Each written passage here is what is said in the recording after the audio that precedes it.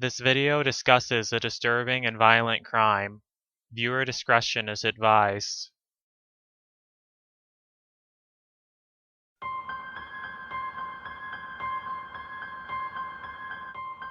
Since the early 1970s, more than 20 young girls went missing or were found dead in a 25-acre patch of land surrounding Interstate 45 in southern Texas. This location became known as the Killing Fields.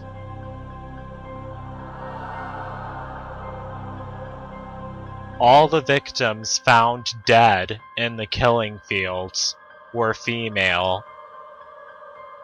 The majority of their cases have not been solved.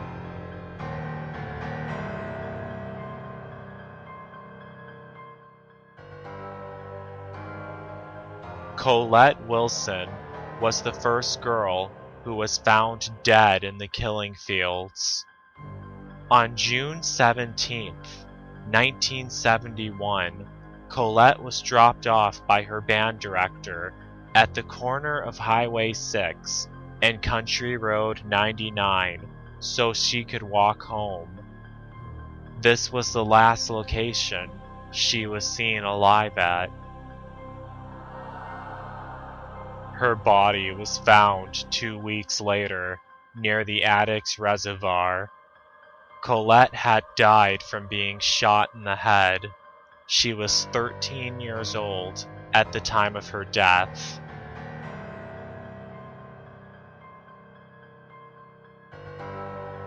Two weeks later, the killer would strike again. 14-year-old Brenda Jones disappeared after she left on a walk to visit her aunt on July 1st, 1971. The next day, she was found dead in Galveston Bay near Pelican Island. She had been murdered.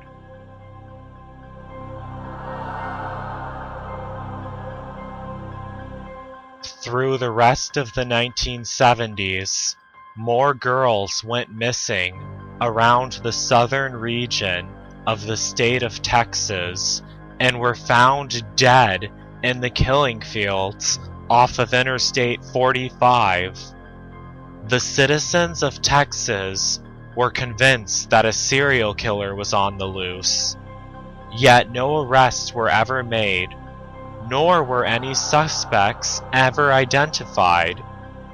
The murders would continue for decades afterwards.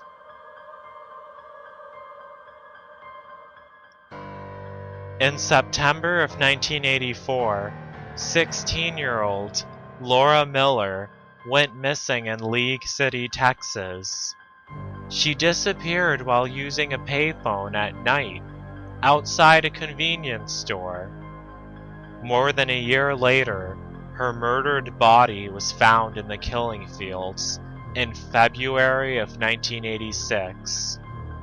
A shirt was also found next to Laura's body. It was never tested for DNA and was lost as evidence. The dead body of another girl was found next to Laura. To this day, she has not been identified. Police have created a sketch of what she might have looked like when she was alive.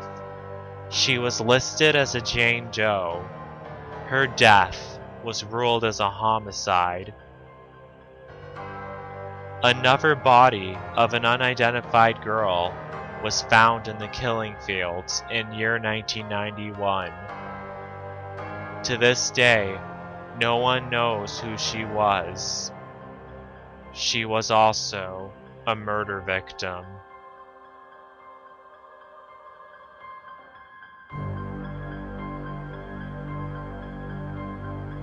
14-year-old Lynette Bibbs and 15-year-old Tamra Fisher were best friends who lived in Texas together.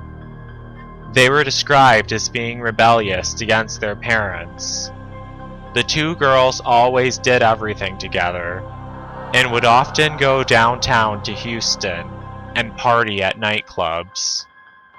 Sadly, their rebellious actions would lead them to their fate. On February 1st, 1996, Lynette and Tamra went downtown to a nightclub in Houston, Texas. The next morning, they were both found dead in the killing fields. Both girls had died from gunshot wounds, but were struck by two different types of bullets, which led police to believe there were two killers involved in their deaths. Crystal Jean Baker was another young girl who lived in Texas. A month after the murder of Tamra and Lynette, Crystal was left home alone with her grandmother. She got into an argument with her grandmother and left the house. Little did she know, someone evil was watching her. But by the time she would find out, it would already be too late. Crystal's body was found under a bridge in the killing fields. She had been strangled to death and murdered. She was 13 years old at the time of her death.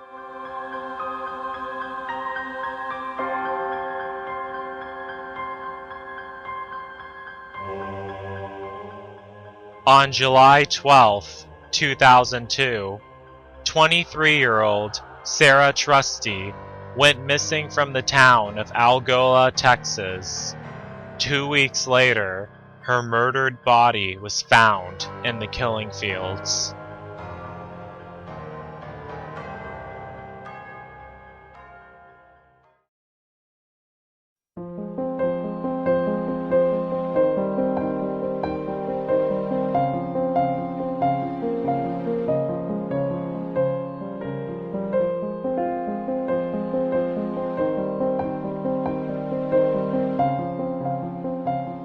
In my opinion, I do not understand how any human being can be vicious enough to not only steal the life of one, but multiple humans.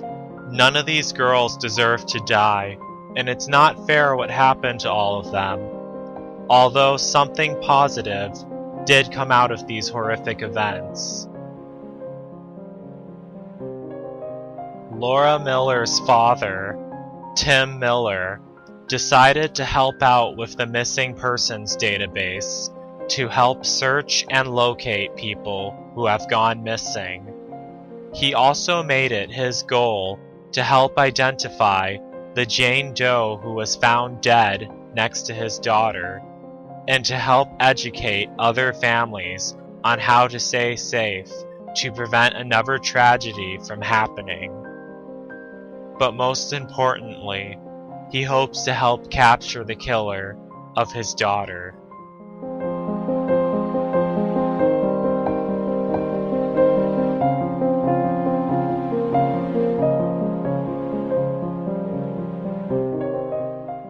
May all the victims of the Texas killing fields rest in peace, and may all their spirits fly free to a place where no evil exists.